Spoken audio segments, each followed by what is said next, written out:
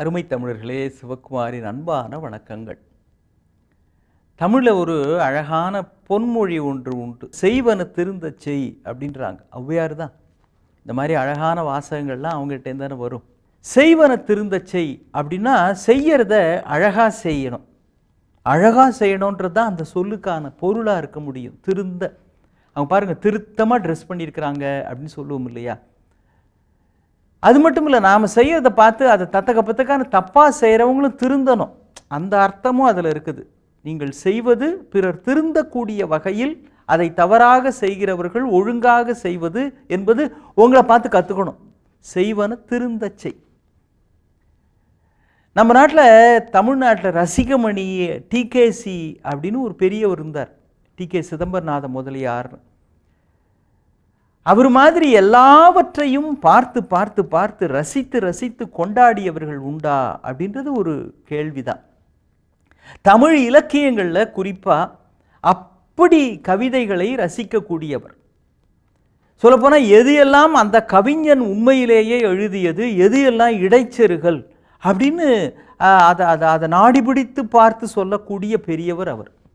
வட்டத்தொட்டி அப்படின்னு ஒரு இலக்கிய அமைப்பு வைத்து ஒவ்வொரு வாரமும் தமிழ் அறிஞர்களெல்லாம் அங்கு ஒன்று கூடி அருமையான இலக்கிய சிந்தனைகளை எல்லாம் பகிர்ந்து கொள்வார்கள். அப்படி ஒரு அமைப்பே வச்சிருந்தார், இலக்கியங்களை ரசிப்பதற்கு அப்படின்றதுக்காகவே.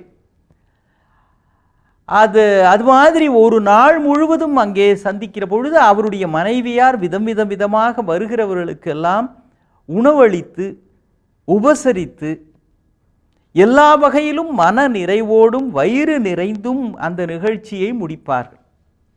அவர் தான் சொல்லுவார், ஒரு ஊதுவத்தியை ஏற்றி வீட்டில் வைக்கிறத கூட ரசனையோடு செய்யணும் அப்படிம்பாங்க.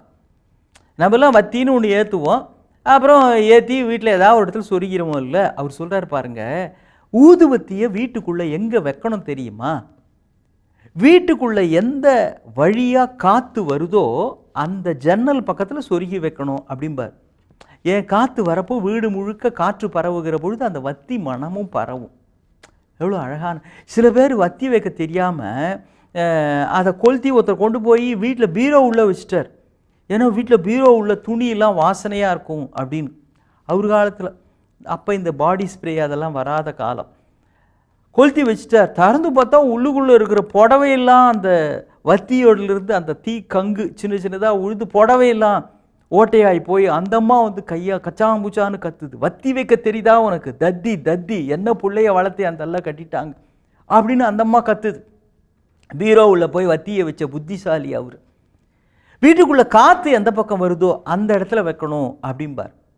ஆமாம், இந்த விருந்தில் பாயசம்னு ஒன்று பரிமாறுவாங்கல்ல, அதை எப்படி சாப்பிடும் அப்படின்னே அவர் ஒரு பெரிய ஆய்வு கட்டுரை மாதிரி சொல்கிறாருங்க. நம்மளாம் பாயசம்னு ஒன்று பண்ணால் டம்ளரில் விட்டு கடன்னு குடிச்சிட்டு நம்மளால் வச்சு அடுத்த வேலையை பார்க்க போயிடுவாங்கல்ல. அவர் சொல்கிறாரு, சாப்பிட்றப்போ அப்படியே டம்ளரில் குடிச்சிட்டு வைக்கிறதுக்கு வாயில் ஒரு புனலை ஒன்று வச்சு அப்படியே விட்டுடலாமே, அப்படிலாம் சாப்பிடக்கூடாது. இந்த வீட்டில் முந்திலாம் வீட்டு வாசலில் தோட்டத்தில் வாழை இலை, எங்கே அடுக்ககங்கள்லாம் எங்கே தோட்டமாகுது துறவாகுது, தோட்டத்துக்கு போய் அதில் வாழை இலை பறிக்கிறதுக்கு பதிலாக வாழை குருத்து இருக்குது பாருங்கள், அந்த இலை இன்னும் விரிஞ்சிருக்காது, அந்த சின்ன இலையாக இருக்கும், அதை பறித்து எடுத்து வந்து நம்ம கையால் அதை விரித்து அப்புறம் அது மேலே தண்ணி தெளித்து அதுக்கு பிறகு அந்த பாயசத்தை அந்த வாழை இலையில் விடணுமா. அப்போ இன்னும் முழுக்க விரிவடையாத அந்த இலை நம் கையால் விரித்து தண்ணீர் தெளித்து அதன் மீது பாயசத்தை விட்டால் இந்த பாயசத்தோட மனம், அந்த குருத்து வாழை இலையினுடைய மனம், இந்த இரண்டும் கலந்து ஒரு புது மனம் ஒன்று உருவாகும். அந்த ஃப்ளேவரோட அந்த பாயசத்தை அப்புறமா எடுத்து சாப்பிட்ணும் அப்படிங்கிறார். அப்போ இதெல்லாம் நடக்கிற கதையாங்க அப்படின்றதெல்லாம் ஒரு பக்கம். நம்ம எங்கே குருத்து வாழை இலையை தேட்டு போகிறது, நம்ம வாழறதே பெரும்பாடாக இருக்குது இல்லையா? அப்படி ரசித்து ரசித்து ரசித்து ஒவ்வொரு விஷயத்தையும் செய்யணும். ஒரு ரியல் எஸ்டேட் அதிபர், அவர்கிட்ட ஒருத்தர் ரொம்ப ஆண்டுகளாக வேலை செஞ்சுக்கிட்டே இருந்தார். அவருக்கு ஒரு 60 வயசாகிடுச்சு. அவர் ரிட்டையர் ஆகிற அந்த காலம் வந்த உடனே அவர், சரிங்க, ரொம்ப மகிழ்ச்சி, என்கிட்ட ரொம்ப சின்சியராக பல்லாண்டு காலம் இருந்தீங்க, கடைசியாக ஒரு வீடு ஒன்று கட்டி கொடுத்துருப்போங்களா அப்படின்னார். நீங்களே உங்களுடைய மேற்பார்வையில் ஒரு வீடு ஒன்று, ஒரு டபுள் பெட்ரூம் ஒன்று கட்டி தரீங்களா அப்படின்னார். இவர் இவ்வளவு ஆண்டு காலம் இந்த ஆளுக்கு நம்ம எவ்வளோவா கட்டி கொடுத்துருக்குறோம், சும்மா ஒன்றும் பெருசாக ஒன்றும் இன்க்ரிமெண்ட்டு போனஸ் அதெல்லாம் ஒன்றும் இல்லை, இப்போ நான் போகிறான்ன உடனே திரும்ப கடைசியாக ஒன்று கட்டித்தரணுமா, என்னையா இவெல்லாம் ஒரு முதலாளி அப்படின்னு சலிப்போட ஏதோ ஏனோ தானோன்னு ஒரு வீடு ஒன்று கட்டி கொடுத்தாரு.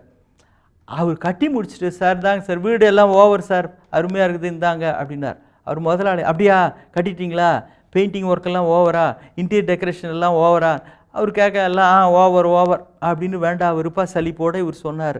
அவர் உடனே சொன்னார், நீங்கள் இவ்வளவு ஆண்டு காலம் என் கூடவே இருந்து எல்லா வேலையும் எனக்கு ஹெல்ப் பண்ணதுனால உங்களுக்கு நான் என்ன கிஃப்ட் கொடுக்கலான்னு பார்த்தேன், என்னுடைய மனைவியும் கேட்டேன், அவங்க தான் சொன்னாங்க அவரை விட்டே ஒரு வீடு ஒன்று கடைசியாக கட்ட சொல்லி சஸ்பென்ஸாக இதை வைங்க, அவர் கட்டி முடித்த உடனே அந்த வீட்டையும் அவருக்கே பரிசாக கொடுத்துருங்க, கிஃப்டாக இருக்கட்டுமே அப்படின்னாங்க. அருமையான யோசனைன்னு தோணிச்சு. அதனால் இப்போ நீங்கள் கட்டின வீடு இருக்குது பாருங்கள், இது உங்களுக்கு ரிட்டையர்மெண்ட் பெனிஃபிட்டாக உங்களுக்கே நான் எழுதி தர்றேன், கிரயம் பண்ணி தரேன் அப்படின்னார். இதுக்குன்னு ஆகிப்போச்சு. ஷா, இப்படின்னு தெரிஞ்சிருந்தா இழைச்சி பார்த்து அந்த வீடை நாம் கட்டியிருக்கலாமே, எவனுக்கோ வீடு கட்டி கொடுத்தோம், கட்சியில் நாம் ஏனோ தானோன்னு கட்டினது நமக்கு வந்துருச்சு பார் அப்படின்னு நொந்து போய் திரும்பினாராம். அந்த சாவியை வாங்கிட்டாரு. வீட்டுக்கு போய் சந்தோஷமாக கொண்டாட வேண்டிய பால் காய்ச்சிக்கிற வைபவத்தை என்னடா நம்ம சடத்தனமாக முட்டாள்தனமாக பண்ணிட்டோமேன்னு வருத்தப்பட்டுக்கிட்டே பால் காய்ச்சினார்.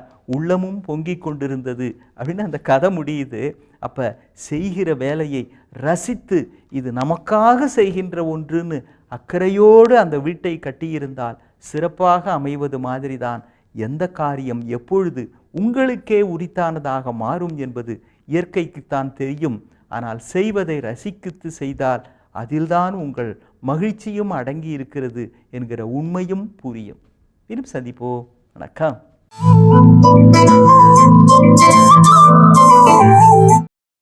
இன்னும் பல வீடியோக்களை காண சன் லைஃப் சேனலை சப்ஸ்கிரைப் பண்ணுங்க.